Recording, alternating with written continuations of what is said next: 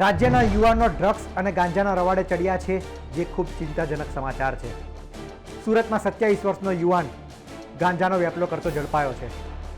આરોપી શાળાના વિદ્યાર્થીઓ બાળકોને ગાંજો આપતો હતો. કઈ રીતના ચાલતું હતું નેટવર્ક, કોણ છે યુવક, જોઈએ રિપોર્ટમાં. ડ્રગ્સ વિરુદ્ધની ઝુંબેશ અંતર્ગત સુરત પોલીસ નો ડ્રગ્સ ઇન સુરત સિટી અભિયાન ચલાવી રહી છે. ત્યારે એસઓજી પોલીસને મોટી સફળતા મળી છે. પોલીસે ગાંજા સાથે એક આરોપીની ધરપકડ કરી છે. અડાજણ પોલીસ સ્ટેશન વિસ્તારમાંથી એસઓજીએ આરોપી સૌરભ ચૌહાણને પ્રતિબંધિત હાઇબ્રિડ ગાંજાના જથ્થા સાથે ઝડપી પાડ્યો છે. એસઓજીની ટીમે બાતમીના આધારે અડાજણ વિસ્તારમાં આવેલા સાઈરામ રો હાઉસ પાસે છટકું ગોઠવ્યું હતું. અહીંથી 27 વર્ષીય આરોપી સૌરભ ચૌહાણને પકડી પાડવામાં આવ્યો છે. જપ્ત ગાંજાનું વજન 374 ગ્રામ છે, જેની કિંમત 14 લાખ રૂપિયા જેટલી થાય છે. ઝડપાયેલો આરોપી કાપડના વ્યવસાય સાથે સંકળાયેલો છે. તે ફરાર આરોપી ઋષભના ઘરે જ રહેતો હતો અને તેના માટે ગાંજાની ડિલિવરી કરવાનું કામ કરતો હતો, જ્યારે અન્ય એક આરોપી ફરાર થઈ જવા પામ્યો છે. એસઓજીની તપાસમાં આ નેટવર્કનું આંતરરાષ્ટ્રીય કનેક્શન સામે આવ્યું છે. મોબાઈલમાં વીપીએન નંબર પણ મળી આવ્યા છે, જેના આધારે પુષ્ટિ થઈ છે કે ગાંજો તેઓ થાઇલેન્ડથી મંગાવતા હતા. મુખ્ય આરોપી ઋષભ થાઇલેન્ડથી ગાંજાનો જથ્થો પાર્સલ મારફતે મંગાવતો હતો, જે પછી સુરતના યુવાનોને વેચતો હતો. સૌરભ ચૌહાણની ધરપકડ બાદ પોલીસે જ્યારે તેના મોબાઈલ ફોનની તપાસ કરી ત્યારે યુવા ગ્રાહકોનું એક લિસ્ટ મળી આવ્યું. આરોપીઓ શાળા અને કોલેજના ટીનેજર્સને ટાર્ગેટ કરીને ગાંજો વેચતા હતા. અડાજણના હની પાર્કની બાજુમાં એક સાઈરામ રો હાઉસ છે.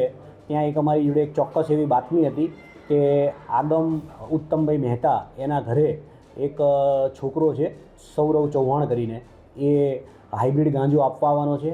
એ અનુસંધાને પીએસઆઈ હડિયા અને એના ટીમ દ્વારા એને આંતરી અને ચેક કર્યો હતો. તો એના અંદરથી 374 ગ્રામ જેટલો હાઇબ્રિડ ગાંજો મળી આવ્યો છે. ગાંજાની કિંમત 13,09,000 રૂપિયા જેટલી મત્તાનો છે. એના સિવાય એની જોડેથી એક એક્ટિવા, વજન કાંટો, પછી જે એની અંદર પેકિંગ કરવા માટેની નાની નાની જે બેગ્સ આવે છે એ બેગ્સ પણ મળી આવી છે.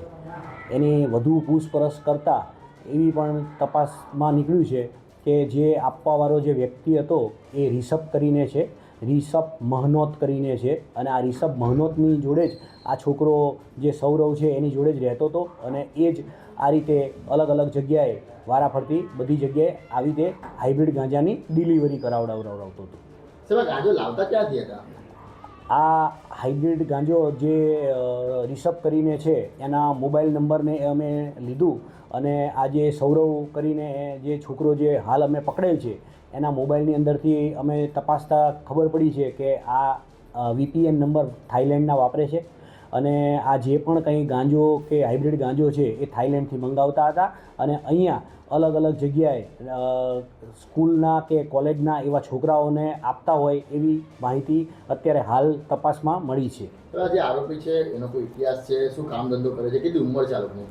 જે અત્યારે આ સૌરવ કરીને જે છોકરો પકડ્યો છે પોલીસની જોડે જે છે એની ઉંમર 27 વર્ષની છે અને જે આગમ જે મંગાવ્યો હતો આગમ ઉત્તમભાઈ મહેતા, જે હરી પાર્કની બાજુમાં રો હાઉસમાં રહે છે, એની ઉંમર 24 વર્ષની છે.